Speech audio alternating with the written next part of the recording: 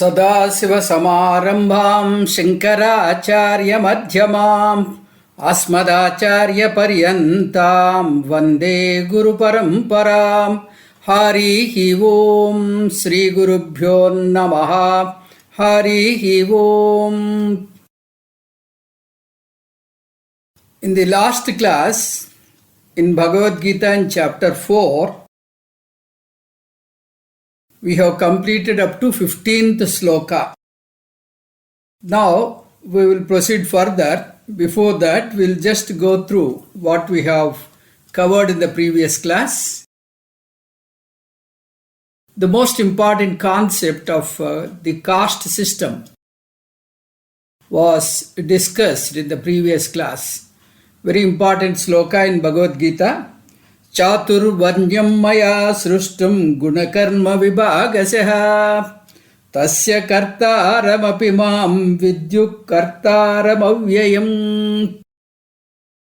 So in this, Paramatma clearly pronounced that I have created the Chaturvarnyam, all the four different varnas were created by me.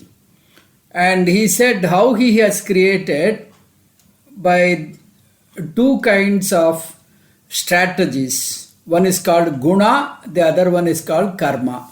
Guna karma vibhagashaha. This is what the sloka says.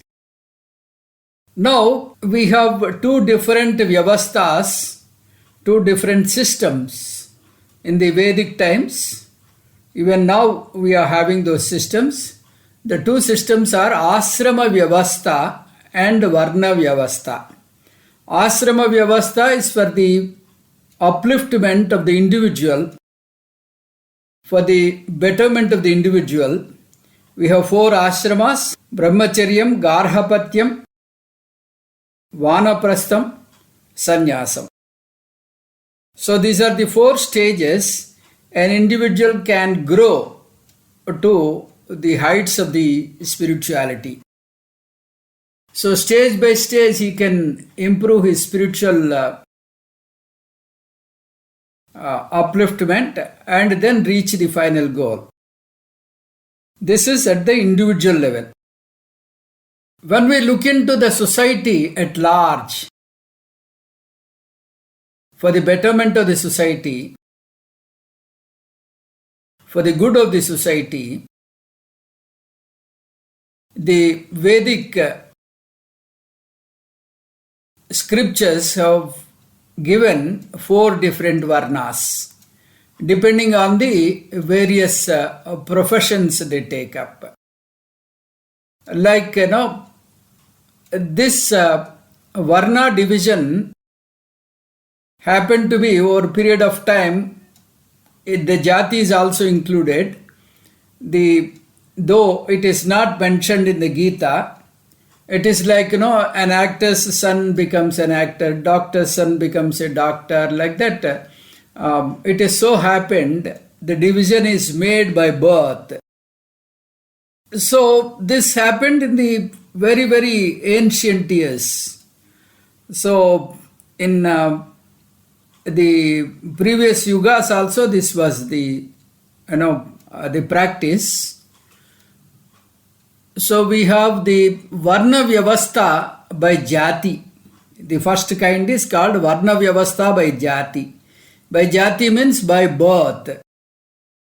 If a person is born to a Brahmin, he is called a Jati Brahmana. If a person is born to a Kshatriya, he is called Jati Kshatriya. If a person is born to a Vaisya, he is called Jati Vaisya. If a person is born to a Sudra, he is called Jati Sudra. This is absolutely by virtue of birth. Then the second classification is by profession. What kind of profession you take, you can be classified by karma. That is karma brahmana. If you take up the scriptural part, if you take up the study of scriptures, teaching, then scientific research, learning and teaching, patanam patanam. So all these things, yajanam yajanam. So a Brahmin will have three kinds of duties: patanam patanam, yajanam yajanam, danam swikaranam. So a Brahmin can learn and teach. A Brahmin can learn and teach, and yajanam yajanam means he is not supposed to do any kind of employment according to the Vedic scriptures. He is supposed to get his earning by showing his knowledge, and whatever others give, he has to take. He cannot demand. So this is called yajanam. Yajanam means he can also give bhiksha to others. He can take bhiksha and he can give bhiksha to others. Then dhanam and swikaranam. Dhanam and swikaranam means he can do charity and he can also receive charity. So this is the system where a Brahmin in those days used to follow. Whereas a Kshatriya cannot do all the six. The first one is called patanam patanam. He can learn but he cannot teach.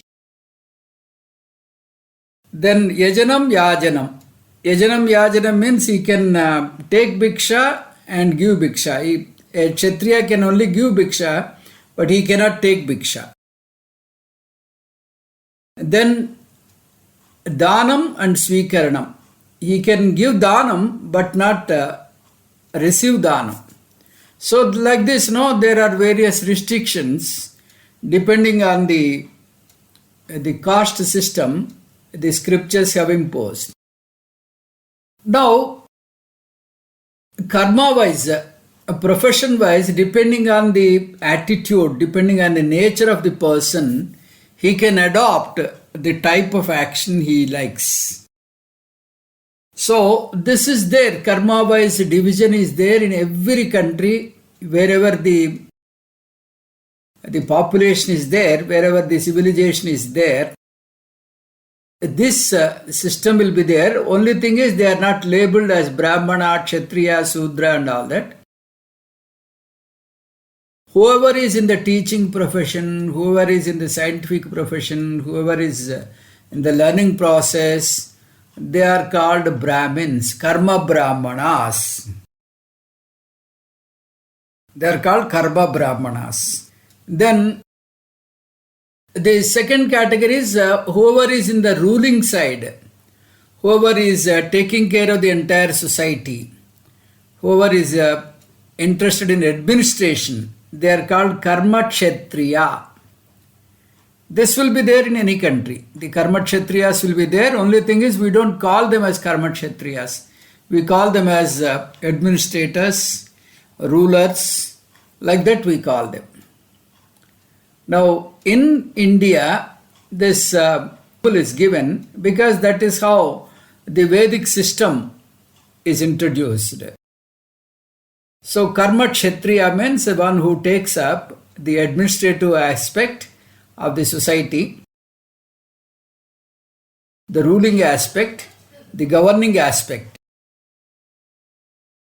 So those who does the governance, ruling, they are called, those who take up the governance, the administration and the ruling, they are called Karma Kshatriya. Then Karma Vaisya, those who do trading and commerce, those who increase the cattle wealth, those who take up the agriculture, they are called the Karma Vaisya. These categories will be there in every country, whether they are labeled or not. The fourth system, the fourth variety is called Karma Sudra, the supporting system. The supporting system means we need people who can support the all above three people. That is Karma Brahmana, Karma Vaisya, Karma Kshatriya. They need supporting system. They need people to help them, people to assist them. So those who support their cause, they are called the Karma Sudra. So this way, the entire community is divided into four different categories by virtue of their karma, by virtue of their profession. Then the third one is called Guna division. By virtue of your quality, by virtue of your nature, how the division is made. Those who are lethargic and who are not preferring to do any activity, they are called Guna Sudra. They are predominantly tamasic in nature. We have three gunas: Tamasa Gunam, Rajasa Gunam and Sattva Gunam. So Tamasic Gunam is a kind of lethargic behavior, a lazy behavior. He would not like to do anything on his own. So the Guna Sudra is predominantly tamasic in nature. Then Guna Kshatriya is more active, but selflessly active. Selflessly active means his activity is to protect the society, to safeguard the society, to take care of the society. He is more active. So such a Rajasic dominated person, such a selfless Rajasic person is called Kshatriya. He is Rajasic dominated but selflessly dominated. His activity is selfless. It's more active but selflessly active. The third category is again active but selfishly active. Selfishly means he wants some profit to his family, to himself and all his the family members. So he does commerce, he does trade. So such a person who is business oriented, he is also active but business oriented, more to himself and to his family. So such person is called Guna Vaisya.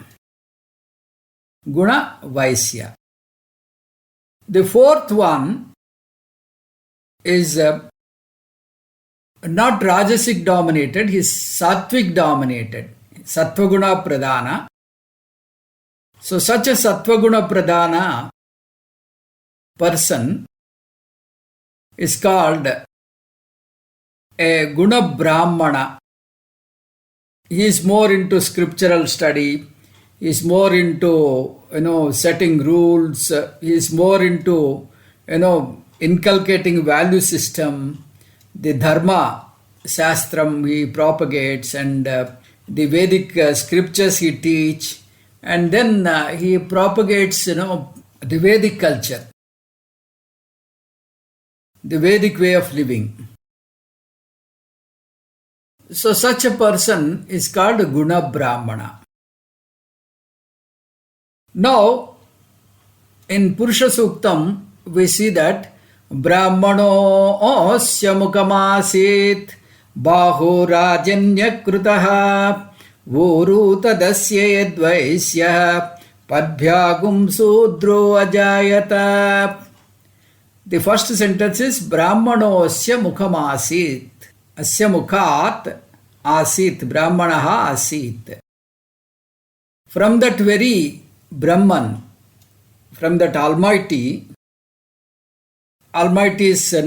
mouth, the Brahmana has evolved. The mouth is a representative of the knowledge, because with the mouth only we chant mantras. So this is a representation of knowledge.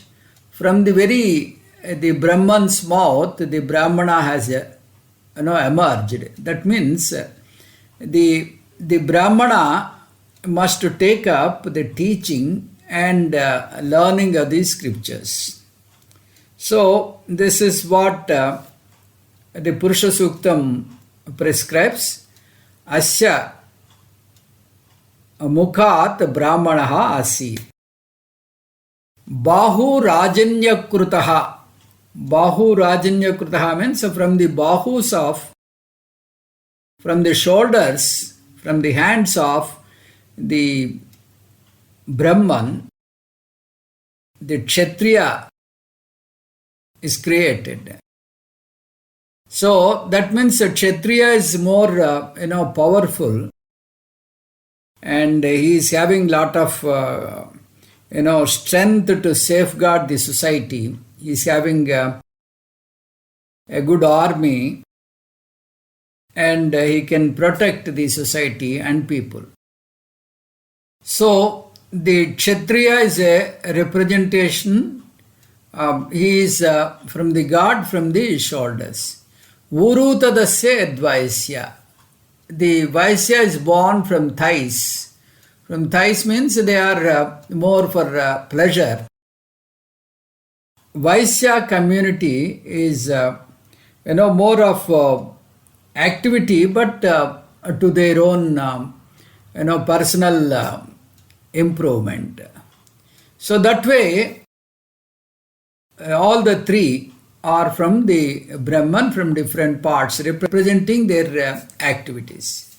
Then Padbhyagam Sudro Ajayata. From the very feet of that Brahman, the Sudra came. From the very feet of the Brahman, Sudra came means that doesn't mean they are insulting, the mantra is insulting Sudras. The feet are very, very important. Imagine a person without feet. You cannot. So the supporting system, it supports the entire body. It takes somebody to some place. It takes any person to a place. Without feet, you cannot imagine any movement. So the very supporting system is the Sudra community.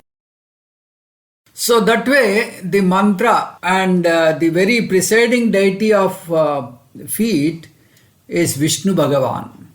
So very, very important place. So that way we have the Padam. Padam is also, in a way, it is a kind of reverence. A kind of reverence, because we say that Shankara Bhagavat Pada. Shankara Bhagavat Pada means the Pada is a symbol for, respect and reverence.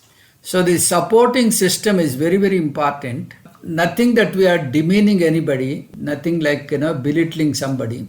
All are important. When you look at these three kinds of divisions, the Jati kind of division, then Karma kind of division, and the Guna kind of division, we cannot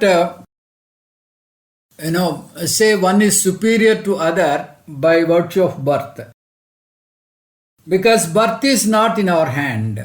Birth happens. So by virtue of birth, you cannot say so and so is superior to so and so. So birth-wise, there is no superiority, no inferiority. And karma wise also there is no superiority and no inferiority, because all the work are equally good. All activity is divine, all the work is divine. So you cannot say one work is superior to other. Then coming to guna, there is a gradation. In guna, yes, there is a gradation. Bhagavan says Sattva guna is superior to Rajasa guna, Rajasa guna is superior to Tamasa guna. So every person, is having, irrespective of his birth, he will be, predominantly tamasic or rajasic or sattvic in nature. So now what Veda wants to say by this gradation, what Veda wants to say is, irrespective of birth, whatever the birth may be, you have to change from tamasic nature to rajasic nature, rajasic nature to sattvic nature. That means guna Sudra to guna Vaisya, guna Vaisya to guna Kshatriya, guna Kshatriya to guna Brahmana. We all have to convert ultimately into guna Brahmana, irrespective of the birth. So that is the objective. In fact, we are all guna Brahmanas because we are taking up the scriptural study and we are following the Vedic lifestyle, doing all Panchamaha yajnas, especially the Brahma yajna we are taking up. So we understand that gradation wise there is superiority in guna Brahmana, and in fact anybody can become guna Brahmana. So that is the ultimate thing. So once you become guna Brahmana, then Veda says don't stay there. You become gunatita. Gunatita means you transcend from that, this varna vyavastha to gunatita. That means you have a paradigm shift to Atma where there is no guna at all. So from tamasic guna to rajasic guna to sattva guna to gunatita. This is the travel. Now we will take up the 16th sloka. Kim karma kima karmeti kavayopyatra mohitaha tatte karma pravakshami yajnatva mokshase subhat. Kim karma, kim akarma iti atra kavayaha api mohitaha tat karma te pravakshami yajnatva asubhat mokshase. Now Bhagavan is explaining the Jnana Karma Sannyasa Yoga. He started giving solution, the ultimate solution for all human problems. Then he starts the real teaching from sloka number 18 up to 24th. Now, initially he wants to say that the knowledge of karma will liberate you. The knowledge of karma will liberate you. What is the real swarupa of karma, if you understand, that itself will liberate you from the shackles of karma. The jnanam is that, it gives a knowledge of karma swarupa. What everybody thinks that a person is doing the karma.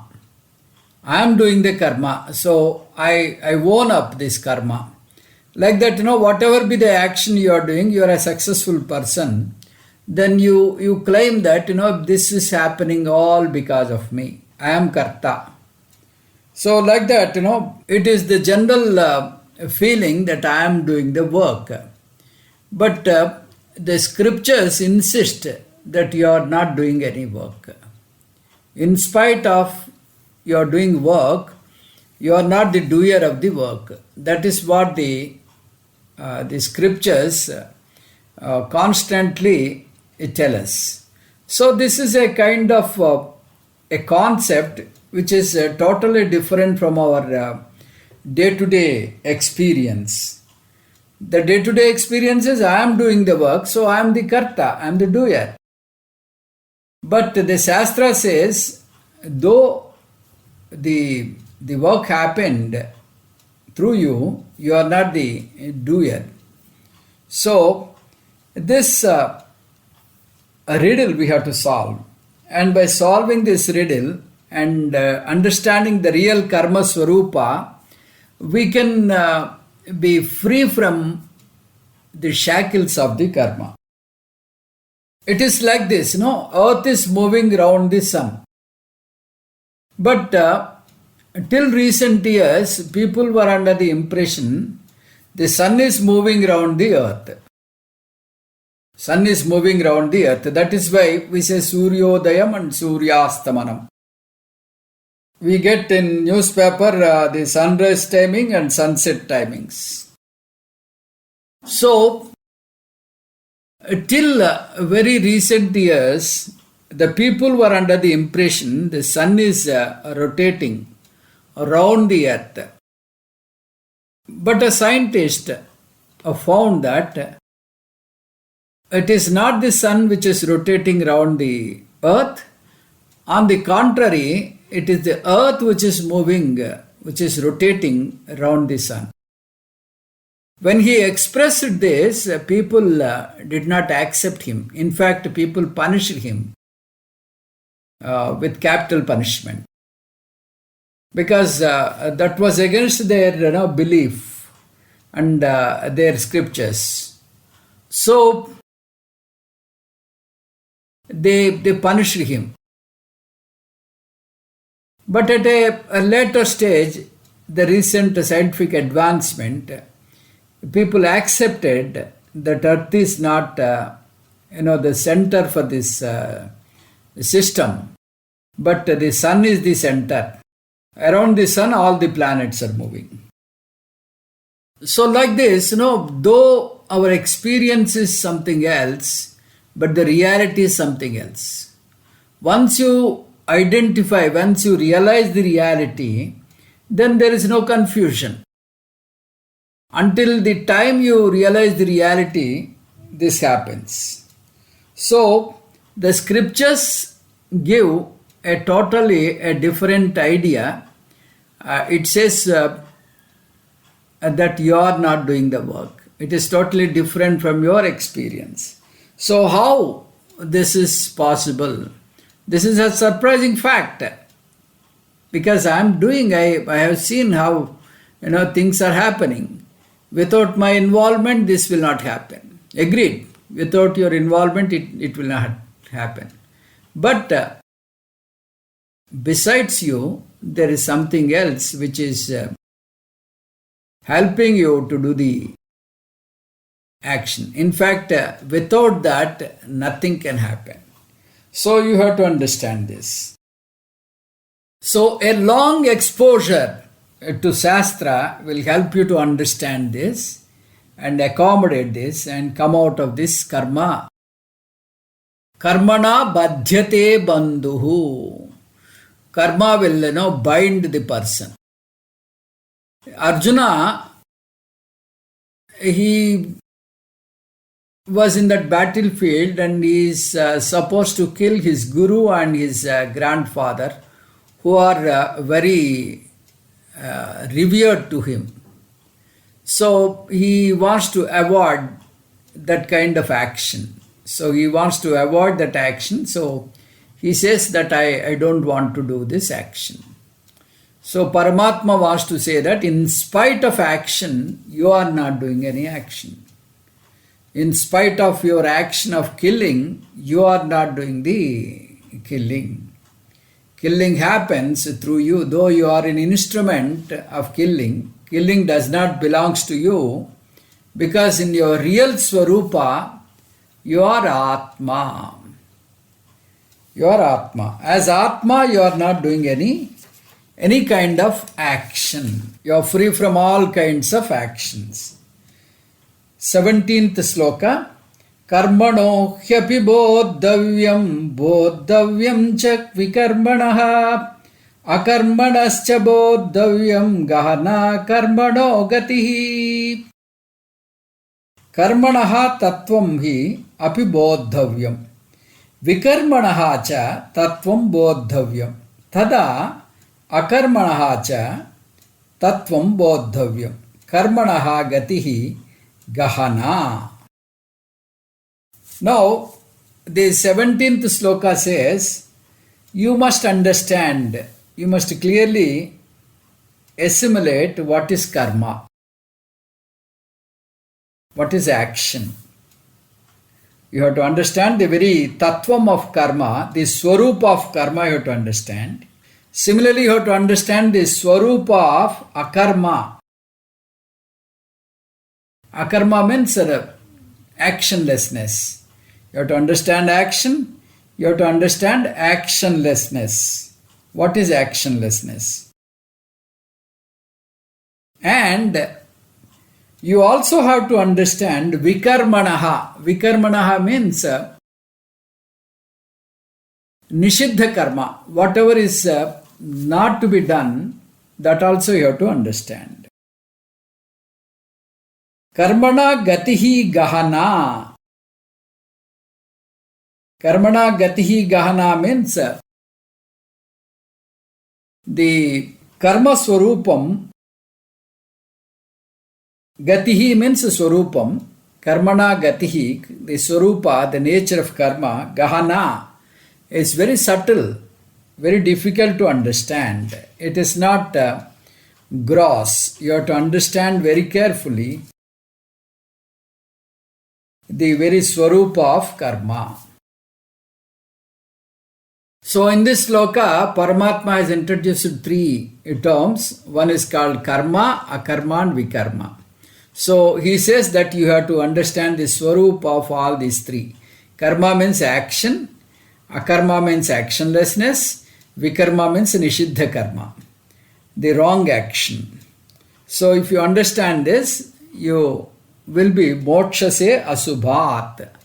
From this shackles of karma, you will be free. That means you will be free from papam and punyam. So this is the thing. Then 18th sloka, karmanya karmaya pasyet akarmani cha karmaya sabuddhiman manushyeshu sayukta krishna karma krit. Yaha karmani akarma pasyet. Akarmani cha yaha karma pasyet saha manushyeshu buddhiman saha yuktaha saha krishna karma krit. So here Paramatma says, yaha karmani akarma pasyet. One who sees actionlessness in action. One who sees actionlessness in action. That means no action in action. Akarmanicha karma pasyet. In actionlessness, one who sees action. Saha manushyeshu buddhiman. Only that person among the human beings is wise. Saha yuktaha. So he only understood the real essence of Veda. Saha krishna karma krut. He is accomplished. He is fulfilled his mission. Has completed his mission. Krishna karma krit. Krishna karma krit means he is totally accomplished. So this is the thing.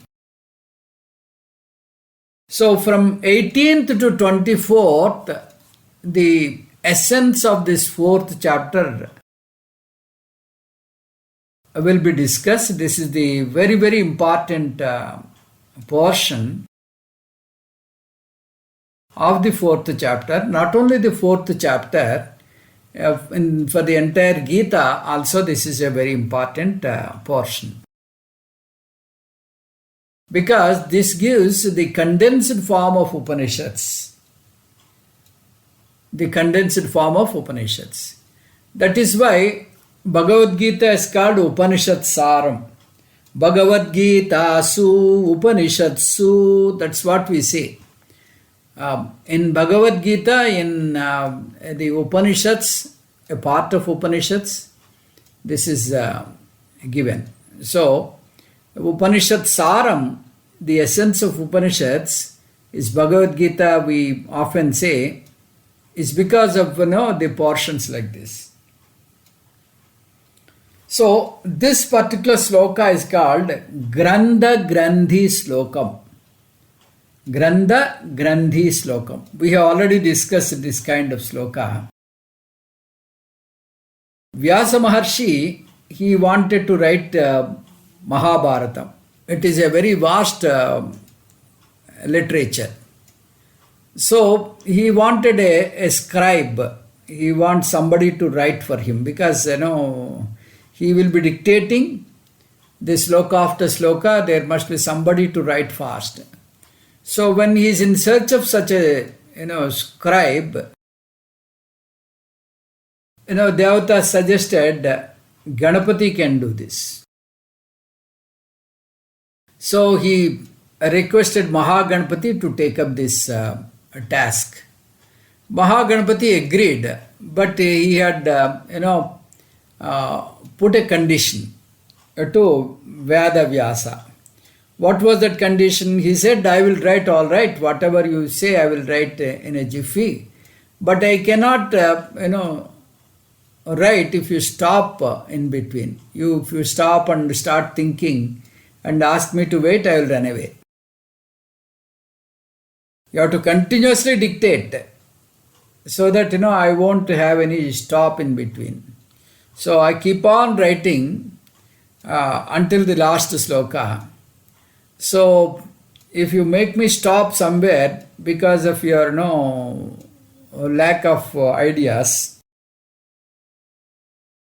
I will not take up this project. So Vedavyasa agreed to this, and he also had put a counter challenge. That was, okay, Mahaganapati, you go ahead, but only one condition. You don't just scribble like a stenographer without thinking. You have to understand each and every sloka I dictate, and then only you write. So that condition was given by Vedavyasa. So it is now Mahaganapati who is supposed to think every sloka, understand the sloka, and then write. So this takes some time. So in between, whenever Vedavyasa needs some break, so he inserts a Grandha Grandhi slokas, which makes Mahaganapati to stop and think for a while. Meanwhile, Vedavyasa can compose thousands of slokas and then get ready for dictation. So this is how he used to take some breathing time. So this is one such a twisting sloka where you don't get the meaning directly. You get the answer, you get the meaning in a hidden way. Yaha karmani akarma yap pasyet. Those who see the actionlessness in action, actionlessness in action, and action in actionlessness is supposed to be wise. This is something peculiar, isn't it? You can see action in action, actionless in actionlessness. How can you see the opposite thing? It is something, we have to understand. We have to, contemplate and try to understand the inner meaning in this. It is something like, I show this glass and say, see this plate. How do you accommodate? I'm showing the glass and see this plate. You don't accept it. On the contrary, you think this person is not wise. The person who says the glass as a plate is not wise. But Paramatma is saying those who see inaction in action and action in inaction is supposed to be wise. And he is the person who really understood the scriptures. That is what Paramatma is saying. So how do you understand this? Now if you look at this, the human being is divided into two aspects. Every human being, there are two aspects in him. One is called the Atma, the other is called Anatma. Every human being is a mixture of Atma and Anatma. Atma is one thing, Anatma is another thing. So, Atma, if you see, Atma is Nityam, Satyam, Saram and Ekam. Atma is not Anekam, Atma is Ekam, and it is eternal, it is Satyam and Saram. And coming to Anatma, Anatma is Anekam, Anityam, then instead of Asatyam, you can say Midya and Asaram. So, coming to this Anatma,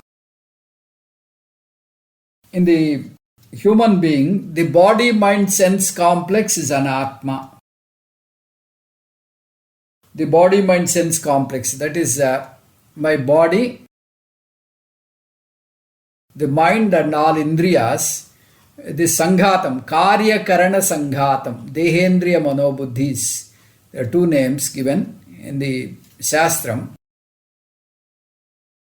The body, mind, sense complex is otherwise called Karya Karana Sanghatam or Dehendriya Manobuddhis. So this Dehendriya Manobuddhis, this is called Anatma. Anatmas are many.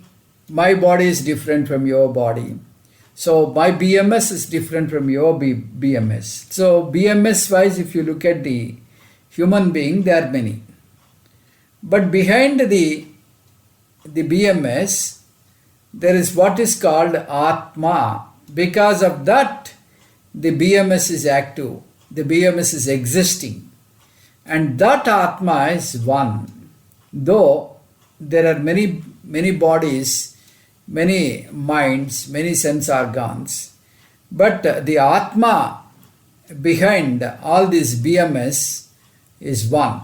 Ekam, Nityam, Saram, Satyam. It is like the space. Space is all pervading. If you see the space is all pervading. When space is all pervading, it cannot do any work. If you think of any work, for work to be taken place, you need to have movement. Movement is a compulsory aspect in work. So when you look at the Akasham is all pervading. Akasham cannot do any work. Now, when you talk of Atma is Sarvagataha. Sarvam apnoti iti Atma, which is all pervading. Therefore, as Atma, you are not doing any action. So we understood that there are two aspects of the human being. Anatma, body, mind, sense complex, and Atma. Anatma is called Deham. BMS is called Deham. Atma is called Dehi. Dehi plus Deham is the human being. Now we say that Dehi is all pervading. Though Deham is limited, in all Dehams, the Dehi is pervaded. Atma is pervaded. Dehi means Atma. Atma is pervaded in all Dehams, in all body, mind, sense complexes. So, this Atma is not doing any action. So, when Atma is not doing any action,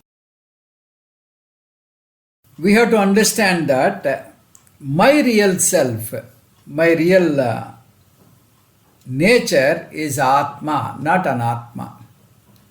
In reality, I am Atma. So, as Atma, I am not a doer, not an enjoyer. I am Akarta and Abhokta.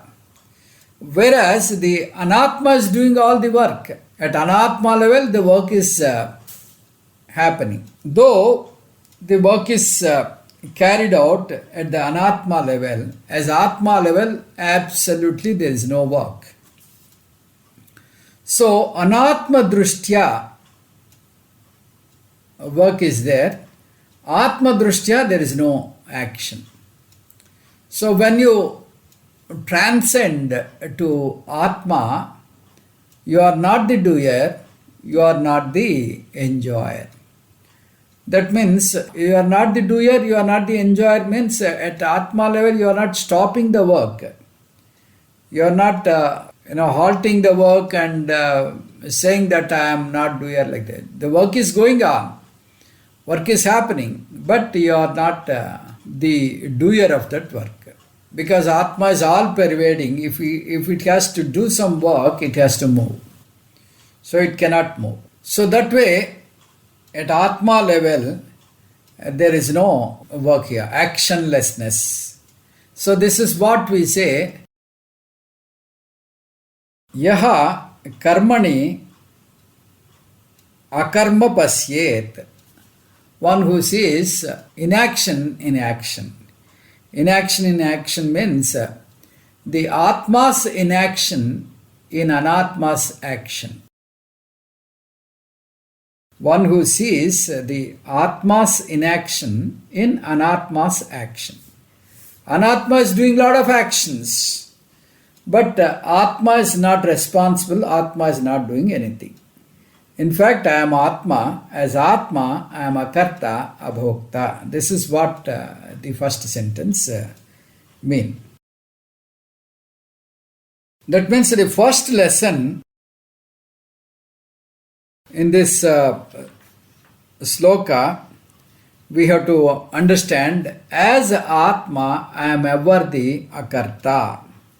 I am ever the non-doer and non-enjoyer. As Atma, I am Akarta. This is the first lesson in this sloka. The second lesson, the most important thing, is as Anatma, I am always the doer. As Atma, I am a non-doer. As Anatma, I am ever the doer. Second lesson.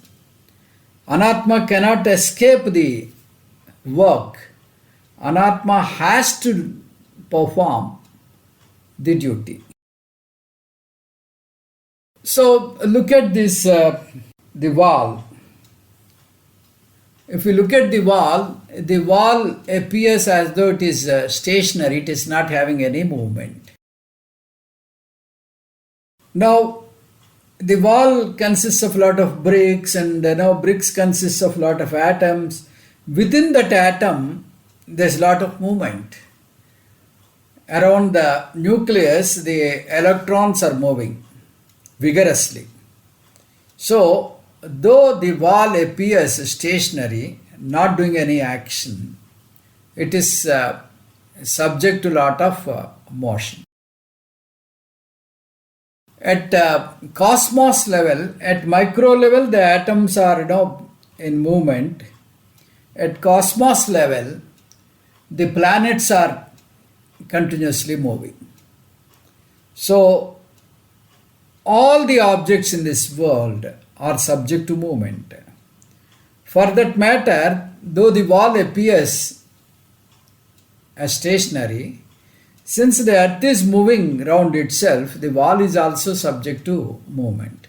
So there is absolutely no Anatma which is not in movement. Anatma is always doing some action or other. It is always doing some action or other. A Western scientist, he said this concept of Anatma continuously doing work. He took the picture of Nataraja, the dancing Nataraja, and said that this is how the inert world is continuously on the movement. The inert world is continuously moving vigorously, like the god Nataraja dancing. How you can say God Nataraja is dancing? You look at his jata, the jata is parallel to earth.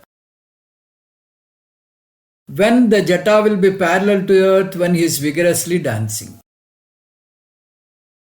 So he explains the entire nature, that all the nature is constantly moving, because at anatma level there is no rest at all. At anatma level it is continuously on the movement. Now you may say that when I am sleeping, when I am taking rest, where is the action? Where is the action? Now I am in totally actionless state. So how can you say that I am having action? In that state also, the action is there in the potential form. The lot of actions are there in the potential form. The moment you get up, you do all those actions. In the seed form, the actions are there. So this way, anatma is always doing some action. Atma is always actionless. Anatma is having action. Atma is having no action. So this is what we have to understand. So at anatma level, if I come to anatma level, I am karta and bhokta. At atma level, I am akarta and abhokta. This is what Paramatma wants to say. What people think, this anatma level, this will stop at one stage, the action will stop at one stage, and at that peaceful state they want to pursue the Vedanta. Like they come to Swamiji and say, Swamiji, we are not able to attend all your classes because we are working. We are only attending your class once in a week. But we'll attend all your classes after we retire. They promise. But after retirement, they are doubly busy. They think that they will be, free to attend more classes. And Swamiji says that the single class which they were attending also they will bunk, because they are so active after retirement. So this way, always the anatma is full of actions. Even if you are sleeping, the actions are in the dormant stage, in avyakta form, in the seed form. When you get up, all the actions will spring into the activity. So the person is always in action at anatma level. At atma level, he is not having any action. So in the actionlessness, one who sees the action, that means at anatma level, always there is action. That is what the second thing, the second sentence. Though you see that there is no action here. If I move this hand, the light which is falling on this hand is not moving at all. Light is the one which enables you to see my hand. So when you look at the point of light, there is no action. When you look at the point of hand, there is action here. So at anatma level, always there is action. At atma level, there is no action at all. So we have to switch over to Atma level. When you switch over to Atma level, all actions will cease. Mano buddhyahankara chitta ninaham nacha srotra jikve nacha grana netre nacha vyoma bhuminna tejo navayuhu chidananda rupa shivoham shivoham chidananda rupa shivoham shivoham. So, I am not the mind, I am not the ahankara, I am not the chittam, I am not the four antakaranas. Nacha srotra jihve nacha grana netri. I am not these jnanendriyas, nor the karmendriyas. Nacha vyoma bhumin na tejo na vayu. I am not these five basic elements. Who am I? Chidananda rupa shivoham shivoham. Aham sivaha chidananda rupaha. That sat chit ananda rupaha shivaha aham asmi. I am that ananda rupa Shiva I am in real terms. So as Shiva, as that Chaitanya Surupa, I am not doing any action. So saha buddhiman manushyeshu saha yuktaha krutsna karma krit. So one who understands the very nature of this karma, he is supposed to be wise among all human beings. Saha buddhiman manushyeshu. Only that person is supposed to be wise. Which person is supposed to be wise? One who sees actionlessness in action.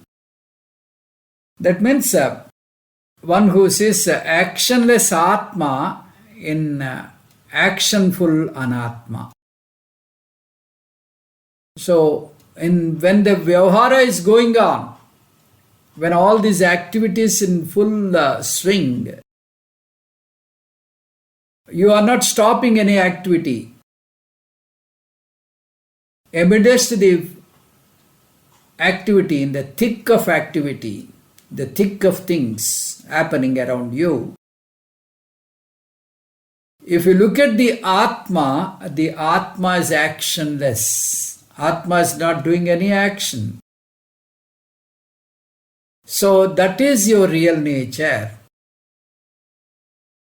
So if you slide down to an Atma level, then you have the problems of an Atma. But your real nature is Atma, which is free from all karmas. So when you realize and live in that reality, the Atma is a karta bhokta. I am a karta bhokta. If you own up that reality, you don't have papam or punyam. You don't incur papam or punyam in spite of actions you are doing. You will be doing all actions. You are not free from action. You will be doing all actions. All actions belong to what? Belong to Anatma, belong to body, mind, sense complex, not to me as Atma. If you understand this concept and live in this reality, you are free from the shackles of karma. Saha buddhiman, saha yuktaha, saha krutsna karma krut. Such a person is the accomplished person. He is the one who is liberated. He becomes the Jivan Mukta. So this concept Paramatma has given in this 18th sloka. He will elaborate more up to 24th. So 18th to 24th slokas are packed with Upanishad Satyam. It is giving the reality of Upanishad in a packed form, in a condensed, in a capsule form. So we will learn that more in the next class after the vacation. Om Purnamadah Purnamidam Purnat Purnamudachyate Purnasya Purnamadaya पूर्णमेवावशिष्यते। ॐ शान्ति शान्ति शान्तिः। हरिः ॐ श्रीगुरुभ्यो नमः। हरिः ॐ